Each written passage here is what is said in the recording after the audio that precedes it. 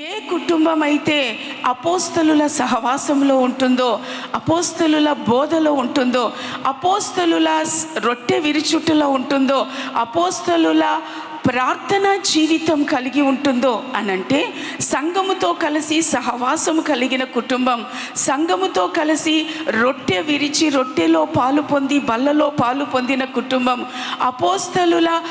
అపోస్తలులతో కలిసి దైవజనులతో కలిసి సంఘముతో కలిసి ప్రార్థించిన కుటుంబం. ఎవరైతే వీరు ఎడతెగక ఉంటారో వారు క్రీస్తనే మూలరాయి మీద కట్టబడిన కుటుంబాలే. Praise the lord. ఆ కుటుంబాలను దేవుడు అంచెలంచెలుగా ఆశీర్వదిస్తూ వస్తారు. దేవుని బిడ్డలారా, అంత మాత్రమే కాదు, క్రీస్తు బోధలో మనం కట్టబడిన మనం వాక్యాన్ని అనుసరించు బిడ్డలమై మనం ఉండాలి.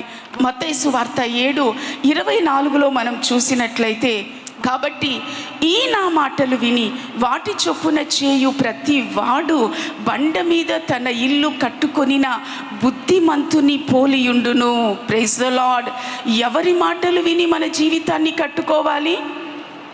మన ప్రభు అయిన యేసయ్య మాటలు. అవి ఎక్కడ దొరుకుతాయి మనకు? ప్రతి ఆదివారం దైవజనుల నోట బైబిల్ గ్రంథంలో. దేవుని బిడ్డలారా, ఆ మాటల ప్రకారం మనం బ్రతకాలి అనంటే ఏం చేయాలి? బైబిల్ గ్రంథం చదివే వారమై ఉండాలి.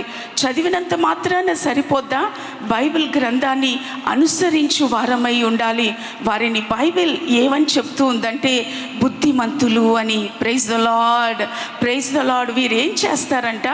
దేవుని మాటలు విని దేవుని మాటల్ని అనుసరించి నడుచుకుని తన మీద, ఆ వాక్యం మీద తమ కుటుంబాన్ని కట్టుకుంటూ వస్తారు. Praise the lord. వీరందరూ బుద్ధిమంతులు.